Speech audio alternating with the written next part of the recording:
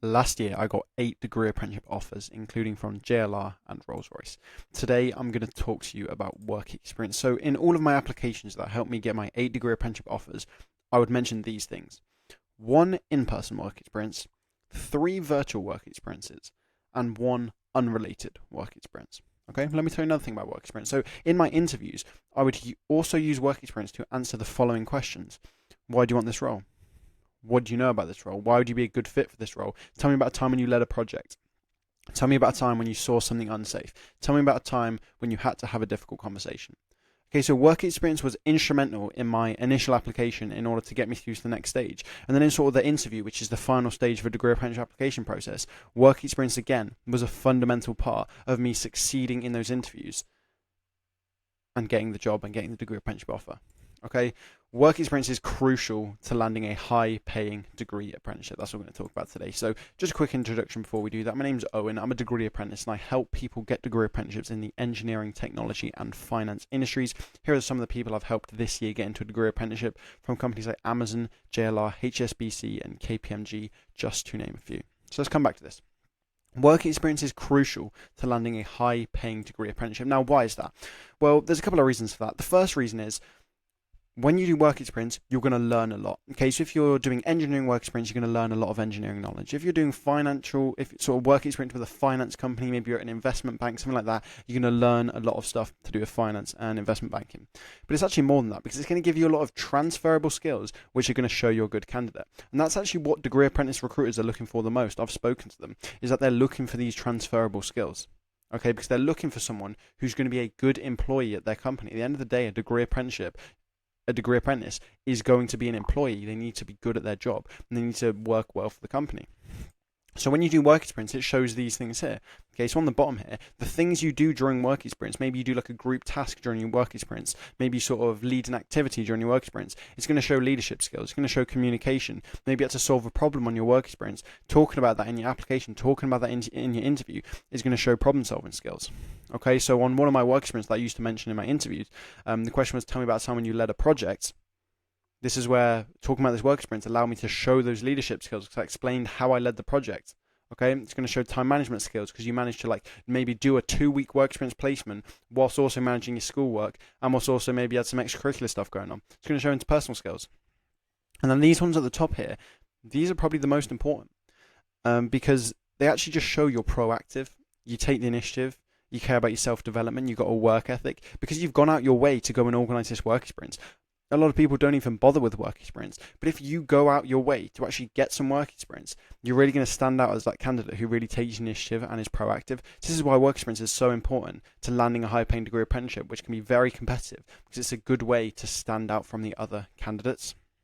So, coming back to this sort of checklist I mentioned before, and this is what I was doing, and this is what I found has been sort of a good balance to do. Okay, so this isn't like this isn't gospel, like if you have 2 virtual work experiences, you're not getting the job, or if you have exactly this, you're definitely going to get the job. No, it's more like, if you do this, I don't think you can go too far wrong. I think you're on the right path if you're sort of doing this sort of checklist. This is like a good situation to be in. So 1 in-person work experience, 3 virtual work experiences, and 1 unrelated work experience.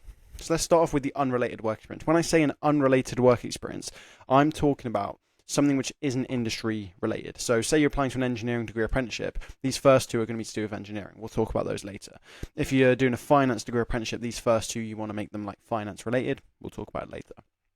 When I say unrelated, I mean things like maybe being a waiter in a restaurant, maybe being a bartender, maybe volunteering at a charity shop, maybe being like a prefect at school, maybe volunteering in a sports team or something at a sports club. That's unrelated work experience. Now, it seems a lot of people actually think that, well, there's no point putting that in. Why would you put bartending into an engineering degree apprenticeship application? Well, the reason for that is actually it's going to show really good skills. So although it's technically unrelated, bartending has nothing to do with civil engineering, it's actually going to show really good skills, okay? Especially some of these jobs, which I know some of you have done, like being a waiter and that sort of thing. They require a lot of time management, because I'm sure you're very busy having to manage orders and do a lot of stuff, stock the shelves and all this sort of thing at the same time. Being a cashier, that's another example. good time management skills. It's also going to show communication skills, interpersonal skills. It's going to show those customer service skills, because I'm sure you're dealing with a lot of customers. You have to deal with colleagues. You're going to have to talk to your manager, all this sort of thing. So that's why this unrelated work experience is really good, because it's going to show that you have these sort of transferable soft skills, which are really good to the recruiters. You definitely want to make sure in your applications to degree apprenticeships, you sort of ticking that one off the checklist, getting that unrelated work experience. Okay, let's move on to the next one now. In-person work experience and virtual work experience. These are really good because they're going to, as I said, do the transferable skills. They're going to do the proactivity, but they're also going to give you that sort of in-depth knowledge about the industry.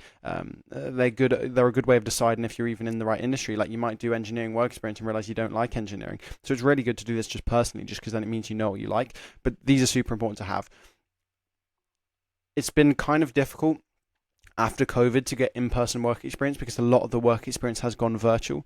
So what I've done is, I've basically, for this video, I've got 2 links which are going to really help you with these ones here, in-person work experience and virtual work experience, because I think they're so important. I've basically collated a whole bunch of work experience opportunities which you can basically go apply for, and then hopefully you can have these ready for your application.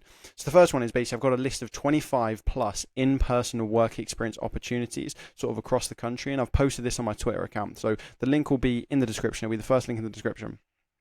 You can go and have a look at some of these work experience opportunities, see if there's a relevant one for you in the industry you're interested in a location near you, and hopefully that will help with getting in-person work experience, because I know it is quite difficult to get in-person work experience.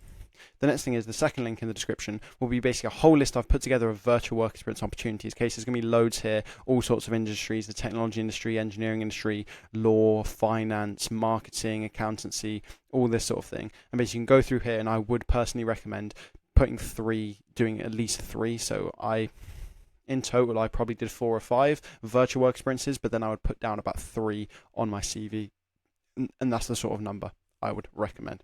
Okay, so both of those links will be in the description. You can go and get that list of the best work experience opportunities there. And there we go, that's the checklist. So follow those steps. For those first 2, just go and click in the description, and that last one, just see if there's some sort of volunteering, cashier, waiter, something like that, which you can put in your application. Even though it's unrelated, it's good to put there.